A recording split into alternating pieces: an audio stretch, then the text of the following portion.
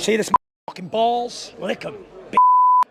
Listen, haters are going to hate, and the fact that Tony Bellew and Carl Froch didn't make any money out of the game is obviously hurtful to them. And I'm making the biggest bags that's ever existed. Tyson Fury, still reeling from his losses to Usyk, has decided to channel his frustration into taking shots at Carl Froch, who recently trolled him over his performance. Bellew and Carl Froch do a little mock-up fight somewhere, see if they can get anyone interested in it. Who cares what they think? They're just average little boxers, no personality. Performances. Instead of gracefully accepting the losses, Fury has gone after Froch, who has never been one to sugarcoat his opinions. In typical Froch fashion, he bluntly pointed out that Fury's training was the real issue, calling Tyson hasn't got the fitness or the engine anymore for 12 solid rounds. To beat Usyk, you've got to be able to sustain the pace. Him all talk, no action. Fury, true to form, didn't take the critique well and responded with an over-the-top reaction. The jab that stung the most was a bit of hatred for Usyk there, because he's ruined his legacy and he's ruined him at the end of his career. He's had back-to-back defeats now. Can he mentally cope with that and retire? I know he's got 100 million quid in the bank, which is going to soften the blow, but bottom line is, money shouldn't be your king. Froch labelling Fury's performance as terrible and unprofessional, accusing his corner of being a chaotic mess with no clear strategy. Froch didn't stop there. He mocked Fury's obsession with money, calling it embarrassing and overshadowing any real effort to protect. No, he won't be furious. He'll be okay. You will be furious? You will be angry? Furious. No, I won't be angry. I'll be focused. They told me that when you are in a... Protect his legacy. Froch essentially claimed that Fury traded greatness for a fat paycheck, selling out the very thing that made him special. What really stung, though, was when Froch compared Fury's fall from grace to his own comebacks, adding yet another personal jab. True to his style, Froch made sure it's obviously hurtful to him. And I'm making the biggest bags that's ever existed. I've just signed the biggest deal in boxing history, which I can't divulge to you right now. To plug his own name into the conversation, further fueling the tension between the two. The whole situation is as messy as Fury's defense in their rematch, with Fury opting for petty retaliation rather than owning up to his shortcomings. Carl Froch didn't just question Tyson Fury's performance, he implied that Fury lacks the grit and resilience to bounce back from such a humbling defeat. Froch strong as me. Not everybody's mentally as strong as me. Like, a lot of negative stuff can bring other people down. But it doesn't do shit to me because it's just like water off a duck's back. It doesn't do anything. I'm waterproof. Painted Fury as a man whose loud bravado can no longer cover up the cracks in his armor. And then there was the fight itself, a night that sent shockwaves through boxing. Oleksandr Usyk's performance against Fury on December 21st, 2024, was a masterclass that made you wonder if Fury even understood the challenge he was facing. Usyk, the smaller man by over 40 pounds and several inches, didn't just win. He outclassed Fury with precision, strategy, and pure boxing IQ. Fury, who has built his career on being the big, agile guy, looked completely out of his element, struggling to keep up with Usyk's superior footwork and head movement. Every time Fury tried to close the distance and use his size. Bottom line is, Oleksandr Usyk won the fight. On my scorecard, it was the same as the judge. It was 4 or 5 rounds, 117, 112 or 116. Usyk danced around him, countering with laser-sharp jabs that left Fury looking frustrated and slow. It was like watching someone chase a shadow. Tyson smiled. Despite Fury's well-known power, Usyk proved that size is meaningless when you've got a plan. He outmaneuvered Fury at every... There was times when Fury was backing him up and leaning on him and putting his weight on him and pushing him around the body and holding on to him. And that's how you make the fight messy. But you tire Usyk out and you win the rounds. Put a couple of shots together, lean on him.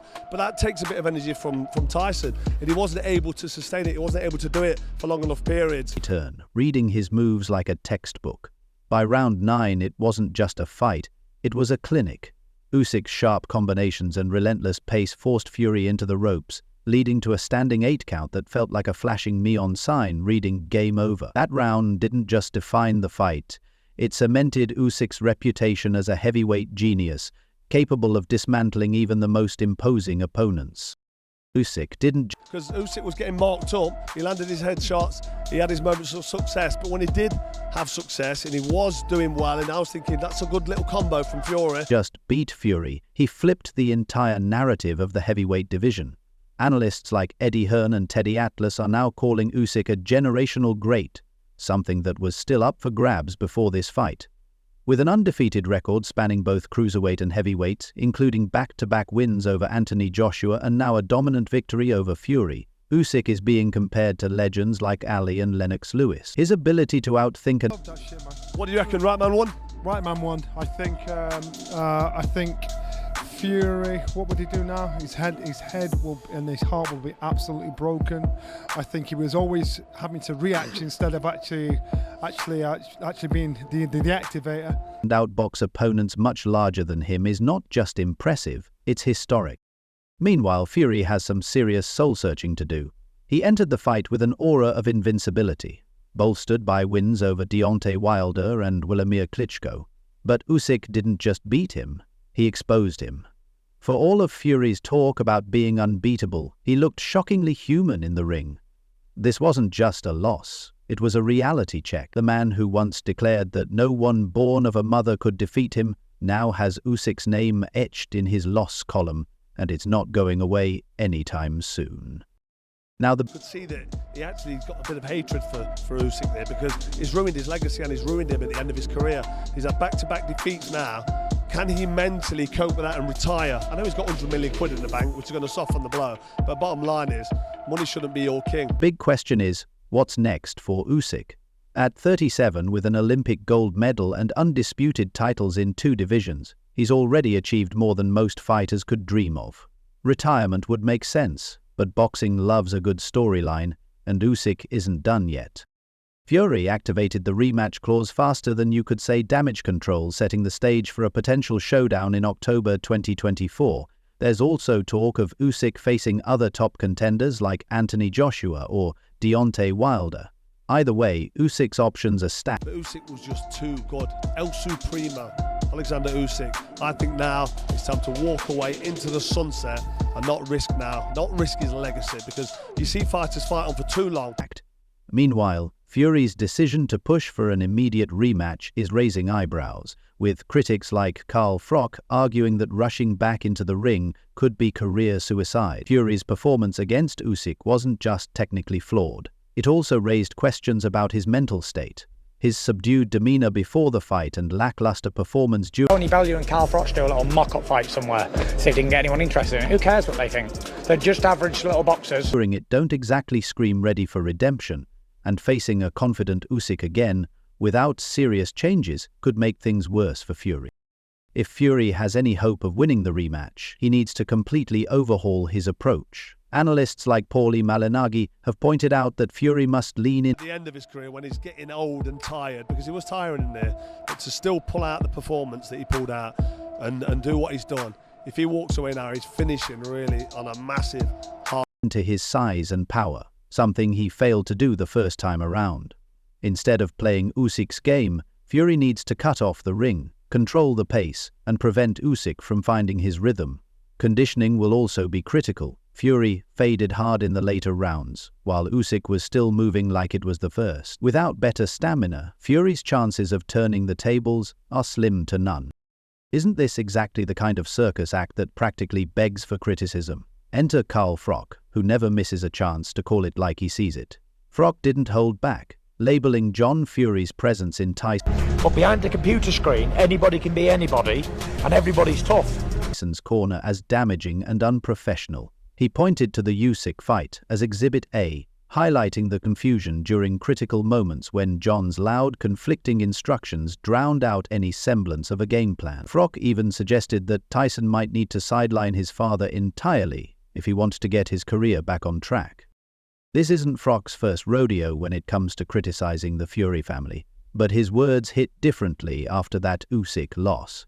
He argued that Tyson's success has often been overshadowed by John's outbursts, whether it's dramatic press conference antics or public confrontations with fans. And is quite sort of nonchalant with his body language and disrespectful, and people don't like it. You know, if you're at the top and you're and pundits. Froch's point was simple. Tyson's greatness is getting lost in the noise, and it might be time for the Gypsy King to step out of his father's shadow and focus on his craft.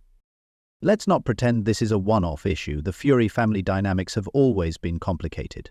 But the pressure of the Usyk fight seemed to put them under a magnifying glass. John's fiery, over-the-top defense of Tyson, while rooted in love, often veers into the overbearing territory. Even during Tyson's earlier fights, like the Wilder trilogy, John's outspoken nature was a frequent point of contention.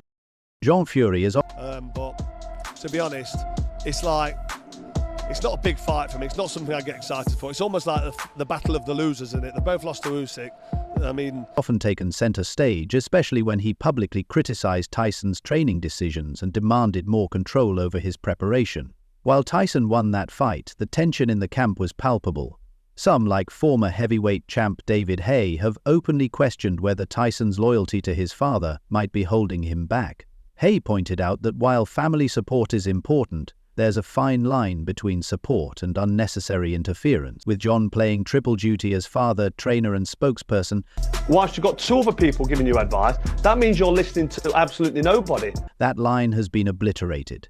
It's a volatile mix that might not be helping Tyson, particularly when facing opponents like Usyk, who bring a level of discipline and focus that Fury struggled to match.